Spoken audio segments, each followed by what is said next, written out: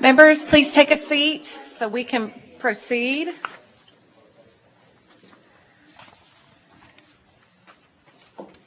And we are on our second page of testifiers, members.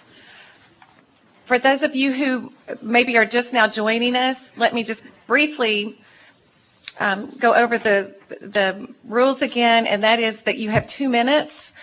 And so after the first minute and a half, you will hear a bell. And then if you could please wrap up your thoughts within the next 30 seconds, and then board members will have a little bit more time if they want to ask you any questions. We are having the public hearing on the discussion of textbook content, so we're going to keep our comments focused on that. And when you hear your name called out, if you'll come over here and stand in front of the dark windows over here with your copies, if you brought copies of your testimony. Okay. Well, my phone has a stopwatch.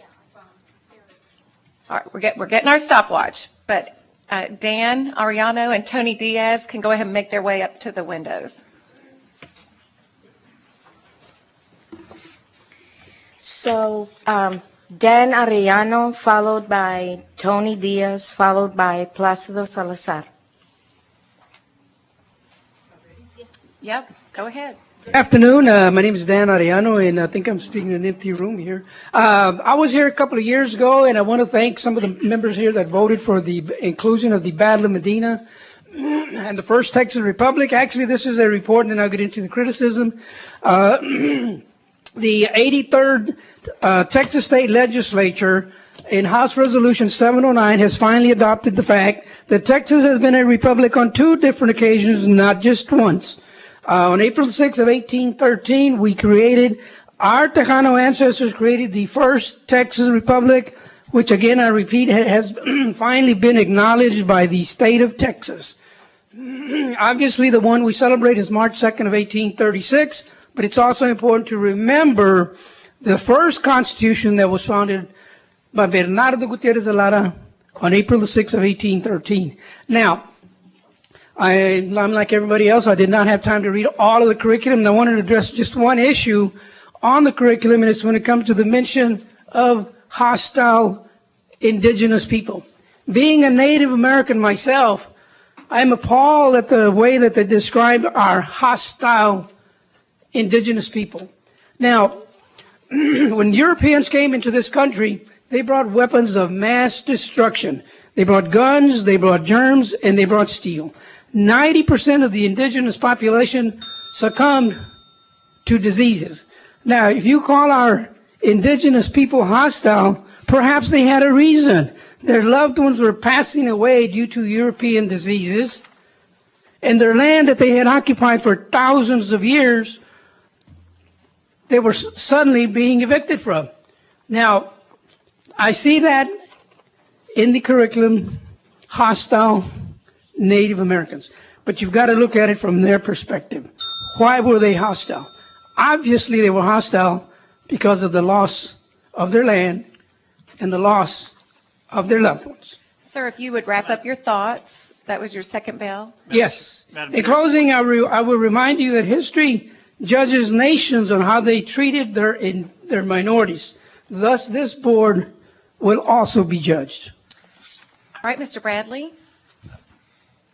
And again, trying to make sure we direct the discussion towards textbooks and specific errors. Do you have any particular books that you reviewed, and can you provide us with? I do not, sir, but I noticed that on many of the mentions of Native Americans, there was always prefixed by the word hostile. Okay, it would really help us if you would identify the publisher and the passages specifically so that we can petition the publishers to respond to your concern. Being generic doesn't really accomplish I understand. anyone. Okay, thank you. Okay. Mr. Allen. Is it Mr. Arellano? Yes, sir. I've heard that several times from testifiers about this hostile in front of the Native Americans. But I want to ask you, do you believe will it lead to more in-depth conversations in the classroom, such as what you're bringing out today? Because you've identified this word hostile. You went into an excellent way of teaching things by saying why were they considered hostile? What would have been the rationale for classifying them as that? Do you believe it would lead to a much more vigorous discussion in the classroom, or if it wasn't there, it would be bypassed? I certainly do, sir. Why don't we call them peaceful Indians? Because that's exactly what they were. They only turned hostile once they realized that their way of life was in danger. If it had not been for the indigenous people, the colonials would have never survived. Now, I fully understand what you said to me, but with the absence of that term, would it lead to any form of in-depth conversation about, which is now the attitudes and approach of the people during that time? Well, that would be speculative of me to say it would, because I don't know. Perhaps it would. Thank you. Okay, other questions? All right, thank you very much. Tony Diaz, followed by Placido Salazar, followed by Holly Doyle. Good evening. My name is Tony Diaz. I'm with the Libre Traficante movement. And I want to start by saying that it really is vital to correct the omissions, the biases, the errors that have been brought up, that will be brought up, for three reasons. Ferguson, the Gaza Strip, and the Texas National Guard at the Texas border. And what our education needs to do is cultivate leaders not only who can navigate these cultural conflicts, but who can avoid them. And I would propose to you that not only are you sitting on a powder keg of lawsuits under equal protection, but also... Madam Chair, point of order. I'd like my 2 Bradley. minutes back as I can interrupt that. I have the floor. Do I get my 2 minutes back, sir? Yeah, yes, you'll get the rest of your time. Rather than getting into a policy discussion, the purpose of this hearing today is to address specific errors and deficiencies in our textbooks. And I'm just curious if the speaker has any specific examples of errors in textbooks. Okay. I do. I appreciate the question. I will get to those after my 2 minutes, if I may. May I continue, Ms. Cargill? Yeah, I'm asking her to reset the clock to Thank make you. sure. All right, go ahead. And I shall get to those because it's a long list. So I would add that we must correct all the cultural deficiencies now in order to avoid other cultural conflicts such as Ferguson, the Gaza Strip, and the Texas National Guard at the border. And this is going to be a major issue because the Department of Justice sued Arizona for not having culturally relevant material. And right now you've got 51% of 5.1 million students who are Hispanic. And I will submit to you that the errors we will address show that they are not getting equal protection. And I think what's going on also, MALDEF has just quantified very, very specifically how that is not being catered to as far as non-English speakers. And I think what's going to happen too, at the most basic level, the workforce of Texas is relying on you to cultivate the 2.5 million Hispanic students to fill the jobs vacated by older Anglos who are retiring. And I would point to you too that right now in Tucson, you've got young high school students who are suing the state of Arizona because they are not complying with the Department of Justice orders for culturally relevant material. And they went so far as to ban Mexican American studies. But I also point out to you that the three ringleaders behind that are out of office. Tom Horn voted out in the Republican primary. Huppenthal voted out in the Republican primary. And Jambu is not Okay, coming Mr. back. Diaz, I'm not sure this is content in the book, so if you'll please stay germane in your remaining time. Sure. I will point out then that I am talking about the cultural deficiency for equal protection and that is not existent in all the further material.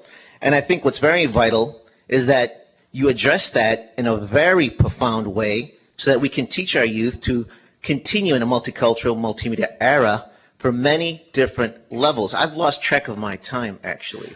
Well, I actually ended up giving you about a minute and a half extra, so one more sentence, and you did Great. got more than 2 minutes. So. Okay. That's very kind of you.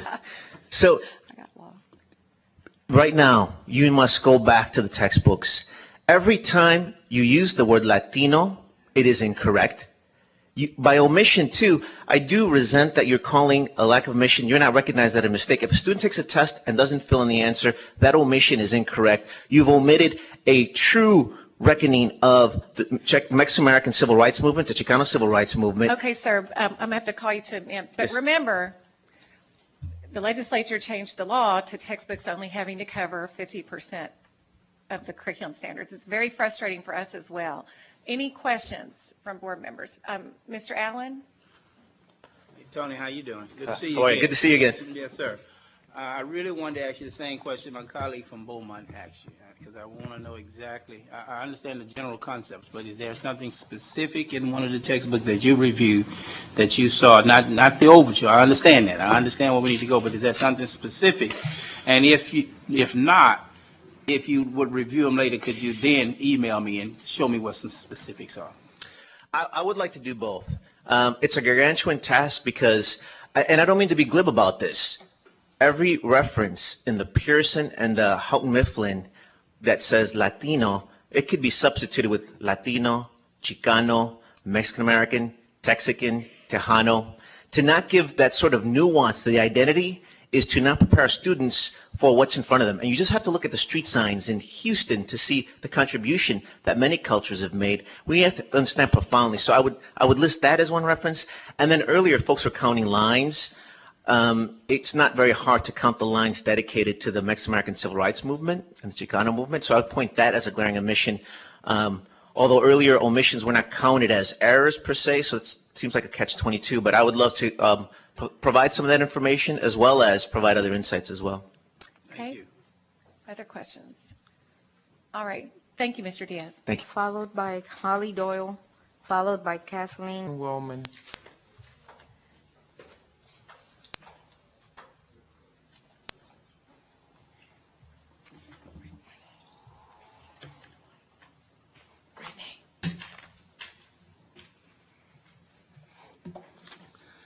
Thank you. Good afternoon. I'm Placido Salazar, American GI Forum Organization of Texas. And let me start by asking, isn't it time for all Mexican American students, all American students, especially Mexican American students, to learn that we are recognized as the ethnic group most decorated for bravery per capita? They deserve to learn the truth and to take pride in our accomplishments in defense of our great country. We must stop the need to have to prove that we, along with African American and other minorities, U.S. warriors, are just as American as any American service member. Our children's history books must include factual events with the names of our heroes.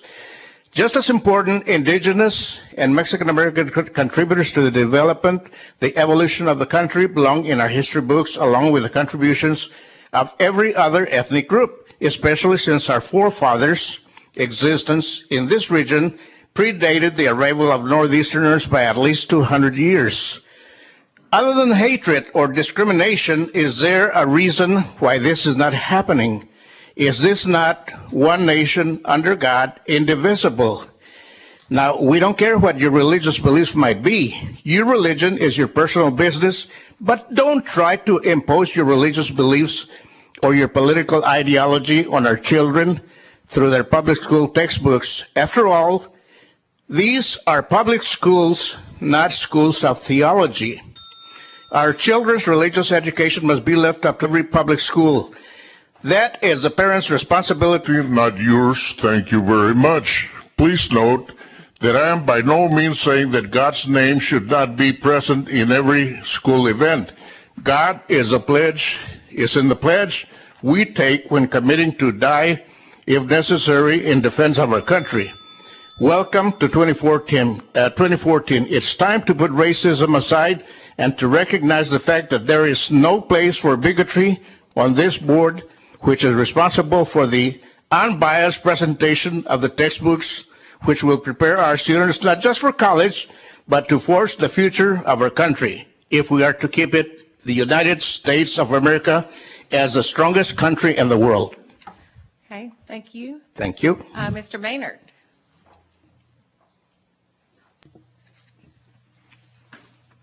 Mr. Salazar, Mr. Maynard has a question for you. If you want to grab the mic down, there you go. Okay. Mr. Salazar, thank you for coming today. Did you provide us some specific factual errors for us to deal with? It's from the beginning of the first textbook through the last one. So it would be very difficult to pinpoint anything. The whole system of education, beginning with kindergarten through college, it's the same corruption of our history being omitted. Okay. I understand your testimony, but our purpose today, and by the way, that the legislature, I mean, as far as what we can do statutorily, is pretty much dictated to us. What we're looking for today is TEKS compliance and factual errors. And so what I'm asking is that were you able to find specifically some factual errors that this board can address, or we can pass along to the publisher? I did not have that material available to me, so I'm just going by what little I pick up from the internet, from the media, and so that's why I presented my, if you consider it vague, testimony. Well, Madam Chairman, Yes. Can we direct staff maybe to help Mr. Salazar as far as maybe where he can actually access that material? Yeah. Yeah. You can actually access all of these textbooks. We want our process to be very transparent, and so all of those textbooks are available for you to look at. Very well. And we want you to do that. We invite you to do that. So. And they're all online now, so we're all having to get used to the new way it's done. So, Right. All right, other questions? Thank you. Okay. Thank Unfortunately, not all of us are very computer literate, so I do what I can with what I have. Yeah. If I had a better Very nice. education, I would be able to do better. Yeah. Thank you very much, Thank Mr. you, ma'am. Salazar. Thank you. Holly Doyle, followed by Kathleen Willman, followed by Rishi Butata. Holly Doyle. Hi, Holly. Hi. Madam Chair and members of the committee, my name is Holly Doyle, and I'm a sophomore at Texas State University in San Marcos. Thank you for listening to my statement today. I believe that Texas students deserve the best educational resources available, and while I understand the need for textbooks to address a number of important issues in a cursory way so as to cover as much information as possible, I believe the description of the Arab-Palestinian exodus does a disservice to Texas students by not accurately representing history. Let me cite an excerpt from Worldview Software, World History B, mid-1800s to the present, which can be found in Chapter 19. It reads, Arab Palestinians who fled Palestine were a disruptive and remain a powerful political force in Jordan and Lebanon. In the context of this entire section, this statement mischaracterizes the nature of the Palestinian exodus, which stemmed from the event scholars refer to as al-Nakba, or the catastrophe. During this time, at least 750,000 Palestinian men, women, and children were expelled from their ancestral homeland. Moreover, the text masks the fact that a large segment of those Arab Palestinians were in fact Christian, and these Christians became refugees when they were forced from their homeland by the creation of Israel in 1948. By describing the Palestinians as disruptive, the text suggests that the Palestinians were to blame for the regional instability rather than those that displaced them. I protest the biased way in which this topic was addressed, and I call for a more accurate, balanced depiction of these historical events. Thank you. Madam Chair. Perfect timing. Mr. Bradley. I would like to compliment the young lady, and she gets an A for her homework. She did what we've asked everybody to do. Told us where to find it. We do appreciate that, Holly. Okay, any questions? All right. Thank you. Thank you. Kathleen Wellman, followed by Rishi Butata, followed by Selena Moreno.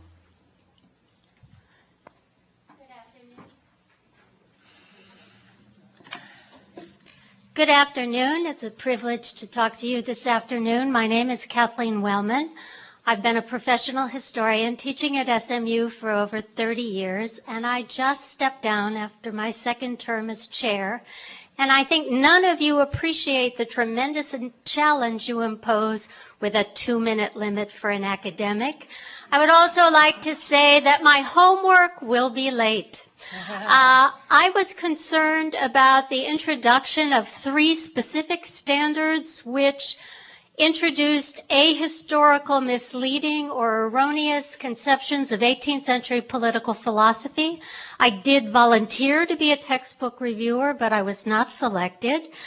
I looked at a set of textbooks to see what they did with these three particular standards. The first and most ahistorical was the inclusion of Thomas Aquinas and John Calvin as significant political thinkers for the founders. It would have been surprising had textbooks actually included them, since their political views favored monarchy or theocracy, which the founders definitely would have objected to. In fact, the government, American history, and world history textbooks I looked at only treated them as religious thinkers. When a standard added Moses and William Blackstone to Montesquieu and Locke as important political philosophers, perhaps because Blackstone's ideas about unlimited and uncontrolled sovereignty would have been anathema to founders, Blackstone is merely listed.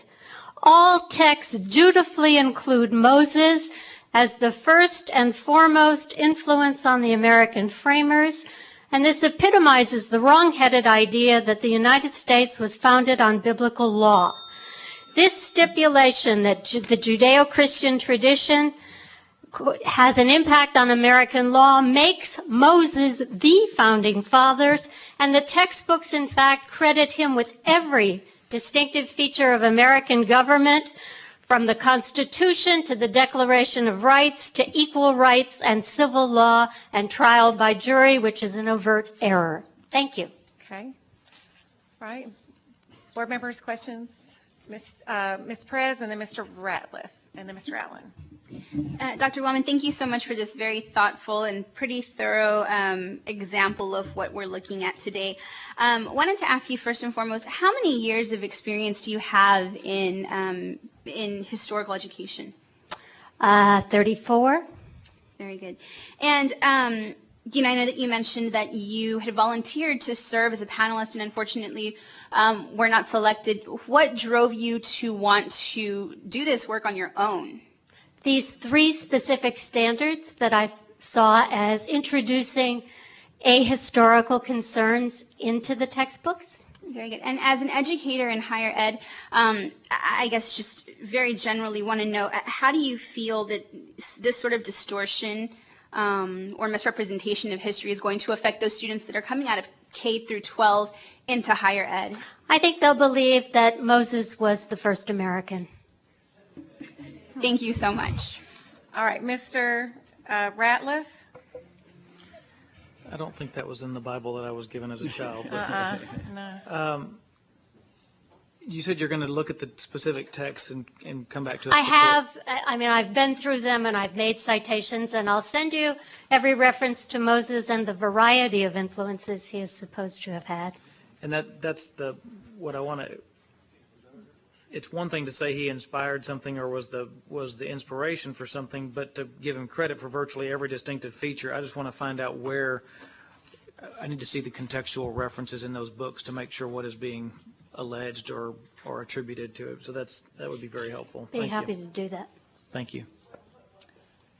Mr. Allen? I think what you'll come back with is publisher and pages and all that. Absolutely. Yes, thank you. Mr. Allen? Ms. Wellman, I was able to follow along with your testimony, but I think I counted two things that you were concerned about. Did you get to the third? I did. The first is Aquinas and Calvin, which were completely ahistorical, and the other is Blackstone, whose political views really don't correspond to those of the founders. And the most problematic is Moses, who shows up everywhere doing everything. I don't know. I'm smart at times, but I don't know what everywhere and everything means. But Okay, it's in American government textbooks from the 6th grade on, in American history textbooks from the 6th grade on, and in world history textbooks. And I think this was the publisher's effort to incorporate a standard, and they aren't able to explain the connections that they draw, which is also problematic for teaching. It's one thing to say Moses is important to the Constitution without being able to draw specific connections. Okay, Mr. Allen, That's it. you finished? Okay. Other questions? Who? Okay. Okay, Ms. Perez, no one else has raised their hand. Thank you, Madam Chair. Just as a follow-up to your last comment, ma'am, I know that you mentioned that the publishers are having I don't know if they're having a difficult time or they just have not made the connections when they're referring to Moses. Is that because there really isn't any connection, but they're trying to conform with, like you said, including that teak in there? Is that the issue that we're seeing right now, that our publishers are having to include this information? However, there's not really a historical link anywhere? I can't say anything about their motive, but the fact that Moses shows up in 2 teak standards and is in every textbook in these very general associations suggests that they're trying to conform without knowing how to do it. Okay, Ms. Knight. When you send us your comments and the publishers, will you also send suggested wording? Where I can, certainly. If that would be helpful, I'd be happy to do that. It would be most helpful. Okay, happy to do so with my late homework. Mr. Bradley? Are you working with Texas Freedom Network, and were you compensated by them? I was not compensated by them. I have been following them online since your earlier discussion about standards. Thank you. Okay. Ms. Knight, one more? Okay. Yes. Since the question was raised as to whether or not you were affiliated and had been paid by Texas Freedom Network, is it possible to be affiliated with an organization and draw your own independent conclusion about what the TEACS does or does not say as the publishers work to explain it? I've heard this more than once today, only on one side. I don't know why we're not asking this of everyone. So could you tell me whether or not you were able to form your own independent opinion? Well, and what I've been doing, I have been following the TEACS discussion without any affiliation to Texas Freedom Network. And I doubt that there is anyone who knows me who believes that I do not form my own opinions. Okay, thank you. All right. Mr. Cortez. Yes, Ms. Wellman, thank you for coming up. I mean, you've obviously given us specific details. One of my colleagues has been asking for all day. Just curious, I guess maybe from TEA, I'm assuming you did apply and you wanted to be part of this process? Absolutely. I'm just wondering why TEA would, someone with, I guess, the knowledge that you have would not have selected you to be a part of this process, and you're having to come out here as a individual citizen voicing your concerns. I mean, it seems like the talent that you possess would have been better suited in that lockdown that was referred to earlier, where they keep you captive for 5 days to go over this material. I just wonder why TEA wouldn't have selected someone like yourself. I can't speak to that, but I would have enjoyed the lockdown. Yeah. Okay, other questions? All right. Oh, Ms. Harding. Well, I was just going to say, in regard to how they're selected, there's a lot of things that go into the selection, and the audience needs to know it's balanced throughout the state, and it's also different elements, ethnics, and are considered different talents that they bring to the table. So when anyone is not asked to serve, it's not a reflection about any of their talents or anything like that. It's just that they did not fit the pattern that they were trying to set up from the TEA to bring balance to that committee. Yeah. Yeah, I don't think there's any one of us sitting at the table here who didn't have some of their applicants selected. There were a lot of people who applied, and they're just, it's a very complicated process, and we'll be talking about process tomorrow. So let's stick to the content in the books for now. Mr. Ratliff? Just, I think Monica was poised to address this. Again, if we have people here to make sure people's confidence in the process is, can you enlighten us, Monica, or how that committee ended up being? Well, I was just going to say that we had many more qualified applicants than what we needed for panels. But we're glad a lot of people took it upon themselves to review the books anyway, so thank you. You were given more time than our panel was, apparently. Thank you. Okay. Rishi Bitara, followed by Selena Moreno, followed by John Noble. To the honorable members of the State Board of Education, my name is Rishi Butata, and I am a member of the Board of Directors for the Hindu American Foundation. Thank you for taking public testimony today on an issue vital to our state's future in order to ensure accuracy and fairness in the educational materials Texas teachers will use to educate students across the state. As my colleague Murali Balaji will discuss in his testimony, many of the proposed materials are factually inaccurate when it comes to Hinduism in ancient India. We have submitted public comment about what those errors are. What I would like to talk about is the impact it has on students in the classroom if inaccurate information is left uncorrected. As a lifelong Texan, I went to school in the Alief Independent School District in Houston. In my social studies classes that covered world history and world geography, my fellow students and I encountered factual errors in the textbooks, ones that led to taunts from students who were less than charitable. Now, as a parent, I want to make sure my child does not encounter similar problems when he enters public school. However, I have heard from Hindu children and teenagers in the school system now that they have to face these similar types of errors, and many of them have been subjected to bullying as a result. For example, last year, a 6th grader in the greater Houston area was subjected to bullying after a class that discussed in a highly skewed manner the pollution levels in the Ganges River, a river that is sacred to Hindus. He endured verbal taunts that he had birth defects and that he was dirty and needed to be cleaned up.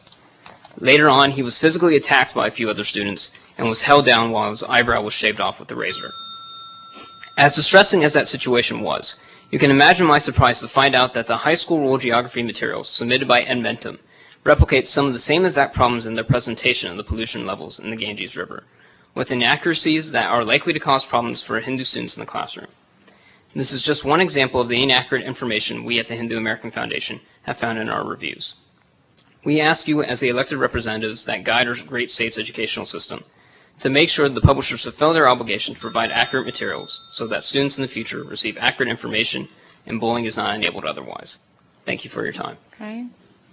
Sir, I'll let Mr. Bradley off the hook this time, but do you have specific examples and publishers? We submitted in the public comment process. Okay, perfect. And I believe we found about 122 factual errors. Okay, perfect. Thank you.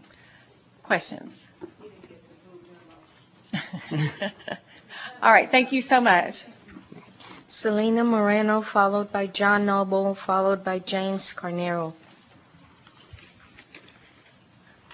Good afternoon. My name is Selena Moreno, and I'm an attorney with MALDEF. We're concerned about several proposed inclusions and omissions to the Social Security's textbooks that present an inaccurate or incomplete account of our history and society. I'd like today to discuss two examples. Number one, Pearson's U.S. government textbook contains two offensive and intellectually dishonest cartoons on affirmative action.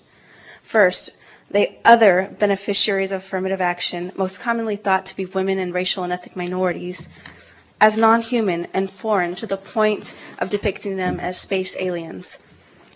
The cartoon almost implies that simply because they're others, they'll benefit from affirmative action regardless of merit. It oversimplifies without explaining what affirmative action really means or offsetting it with other portrayals. And contrary to the assertion that support for affirmative action is waning, the U.S. Supreme Court just last year in a 7-1 decision upheld as a compelling state interest the consideration of race as a limited factor in university admissions and opined about its benefits. Simply put, we should not be othering our own children. The cartoons are inappropriate, inaccurate, and far from funny. They should be removed. The second thing I'd like to discuss today are the world geography textbooks, which omit a key part of Latin American history by omitting accounts of resistance by indigenous people against forced religious conversion to Christianity. The state would do a disservice to Latino students, most who have mixed roots, including Spanish and indigenous ones, by omitting the central component to understanding Latino and particularly in Texas, Mexican-American history and identity. Moreover, all students should be exposed to texts that discuss key parts of the history of Latinos, who comprise the majority of all Texas students. Distorted submissions by Discovery Education, Pearson, and Houghton Mifflin discuss the spread of Christianity among the indigenous in the Americas without an accurate portrayal of the history of bloodshed and resistance behind that conversion. I just want to end by thanking the board for this opportunity and urging the board not to adopt the text without needed supplementation and accurate portrayals. Thank you so much. Thank you, Selena. Mr. Ratliff. And then As Mrs. I often Knight. do, since my colleague is out of the room, I'll speak for him. That was a joke, by the way. I rarely ever speak for David Bradley. True. Do you have a list of specifics that you're going to submit or have submitted on? You mentioned a couple in your remarks, but are there other specific textbooks or specific sections that you would like us to address? Aside from the two Pearson unique- U.S. yeah. government and then the Pearson, Houston, Right. Mifflin, and the Discovery Education textbooks, I'd be happy to do that. Okay, if you have any, the key part of this process being as detailed as possible is to get written comments that can then be forwarded to the publishers so they can address those specifics. Sure, and I can do that now as well if you'd like. Or if you want to just turn it in, I think staff is going to take all these and farm them out to the publishers that those comments pertain to. Okay, is there a certain deadline that I need to do that by? I don't have comments written out, but I'd be happy to write those out for you. Monica, what is the deadline for concerns to be filed with the agency? Well, if an individual identifies an error, that could be reported at any point in time. If an error is identified, for example, after you adopt the instructional materials, then that's when you have the ability to look at fines. Right. So, But if they wanted to get it in before we get the October 8th report, to hopefully get them fixed before we go to print, or before they go to print, or whatever. so I believe we had a deadline that passed that we've already sent that information forward September 5th. So that was the deadline that we had for public comment. We've already sent all of those comments that were received to the publishers, and that's what they'll be responding to by next month. Okay, hold on. Let's press the pause button here. So the report we're going to get on the 8th is not going to include anything we're hearing today?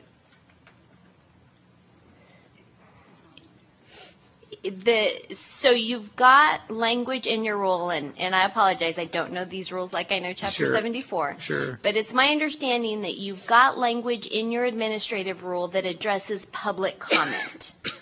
The public comment deadline was September 5th. When we're talking about identification of factual errors, your rules include processes for those errors to be identified at any point in time. Okay, so there is no deadline for issues that we're hearing about today. Well, I mean, right. we want them to be done before the books are in the classroom, obviously, but it's, Yeah. and the Well, earlier the better. Right. I think anyone who's interested in getting a particular concern addressed by a publisher needs to get that to the publisher as soon as possible. Obviously, publishers need to be able to address those issues before you take action in November. So, Madam Chair, if you would permit me to express a nudge to the publishers that things we're hearing today, we would sure like to see on that October report so we can know that these things are being looked at, because none of us want errors in the classroom. We want to fix them now before they arrive in the classroom. So anything that can be done to address what we're hearing today would be appreciated by me individually. Anybody else is free to express their opinion, but thank you. Okay, Madam Chair. All right. Let's see, I have Ms. Knight, and then I'll write Dr. Dominguez. Did you have copies of your testimony? I'd be happy to submit written testimony. I didn't submit written Okay. testimony. That would kind of speed up the process in terms of Absolutely. what the issue was. But I wanted to follow up on the statement. I'm not quite understanding now. You say get them to the publisher. So are you saying going outside of TEA sending the comments to the publisher and going directly to the publisher? Now, Monica, I'm not quite following that last statement. Mrs. Knight, certainly if comments come into the agency, then we will do our best to facilitate that. As I understand it, the rules allowed for public comment to be received through September 5th. And then there's an expectation in rule that we get those comments to the publishers. We have done that.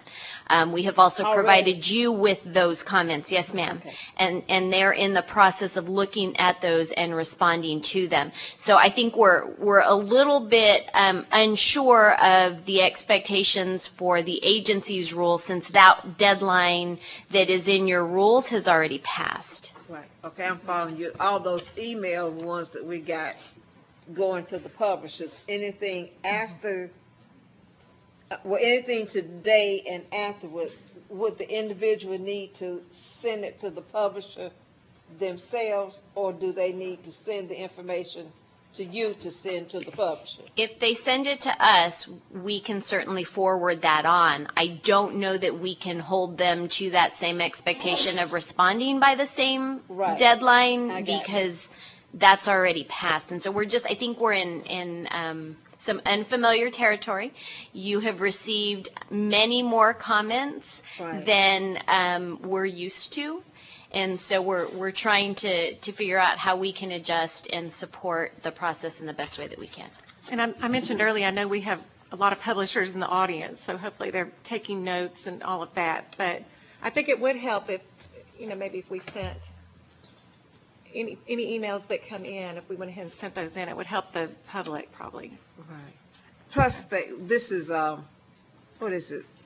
The audio, so they can always listen to, That's right. to the tape They of, sure of can. this meeting, the publishers, I mean. Dr. Dominguez? My comments were going to be along the same line to Monica. Since the deadline has passed, maybe would it be more advantageous for all of our constituents to submit to TEA and then forward it to?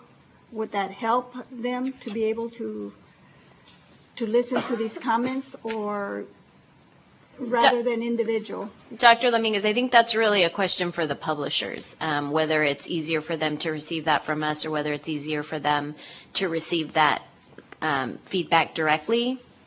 As I said, we're happy to try to facilitate the process in any way we can. And who would ask the publishers? Well, if they're publishers sitting out in the audience, maybe at the next break, could get some guidance on that. Okay, Mr. Maynard? Thank you. I'm this is my second time through this process, and so I would still probably have a rookie status. So forgive my ignorance, but if Ms. Martinez, if the public comment time is passed and we're not accepting any public comment or input, what are we doing here? I mean that's kind of, can I ask that question? The publishers are still accepting it. It's just we're asking the agency to also send the comments on, but the publishers are obviously here accepting comment. Right. That is, yeah. But ultimately, I just want to make sure, because here's the thing: is that the good folks that have signed up here need to understand, they need to know Right. that their input is valued and it is going to be used and it's going to be considered. And can we ensure that in fact is the case? So, Mr. Maynard, Chapter 66.60, these are your rules. Right. And this is what I am basing my responses on. We have followed the rules that you have adopted for written public comment. You've got information in here also on public hearings. Certainly, if there is a different process that the board would like to follow with respect to all of this public comment, we can certainly bring your rules back so that you can amend them and provide us with that direction.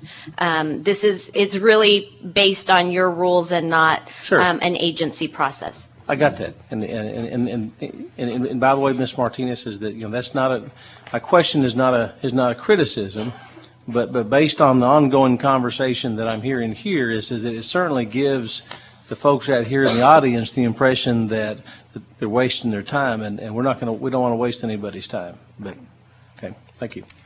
But staff has agreed to send their comments on for now, so thank you. And then we can maybe take a look at the language. So, Madam Chair. Ms. Martinez? Sorry, just staff has informed me, just so that everyone is aware, that any feedback that or responses to any comments that we receive from publishers by September 30th can be included in that October report.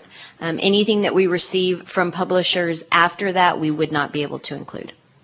So if a publisher receives a comment today or tomorrow or next week and they provide us with those responses by September 30th, then we can include them in the report. So that is the homework deadline. September 30. All right, gotcha. Okay. Ms. Perez? Thank you, Madam Chair. Then I just have a quick follow-up to Mr. Maynard's question. I appreciate you bringing up that concern. That's a concern of mine as well. And so I guess my question, and I'm not sure if this would be directed to you, Madam Chair, to staff, what do we need to do to make this an agenda item? Because I think we need to look at this process. I think that it's important. Today we're acknowledging out loud that we want to give some added significance to the individuals who've taken their time to come today. But I think that moving that public comment hearing, at least the public hearing, to before the time that deadline, to before that deadline is set, I think would be really important. So do we need to have an agenda item on the next? Staff and I can certainly look at it, but it wouldn't be this meeting. It'd have to be the next meeting. Right, I understand. I just want to make sure that we move on this because I think it's really important to, if we need to review this process, then we need to move quickly. I would just clarify that your rulemaking does require you to go through first reading, public comment, and second reading, and so you would not be able to take action on your rules that would allow any changes before you need to adopt these instructional materials. So the next proclamation that would impact would be Proclamation 2017. Okay, well, thank you for that clarification, but so that we can correct this issue for the future, I think we need to get started immediately. Okay. And thank you to staff for clarifying. I know I mentioned earlier that sometimes staff is having to clarify a few process questions for us, which will help us tomorrow, but let's get back to listening to our public who is here patiently waiting. So any other questions for Selena? All right, thank you very much. John Noble, followed by James Carnero, and then Jonathan Steins. Good afternoon. I'm John Noble. I'm in Houston, Texas. I have read and reviewed 4 books thus far. One was a mock review during the early process just to get the hang of it. Back in 2003, I reviewed the World Geography McDougall-Littell, and I was appalled at what I found there, but it got worse as I continued.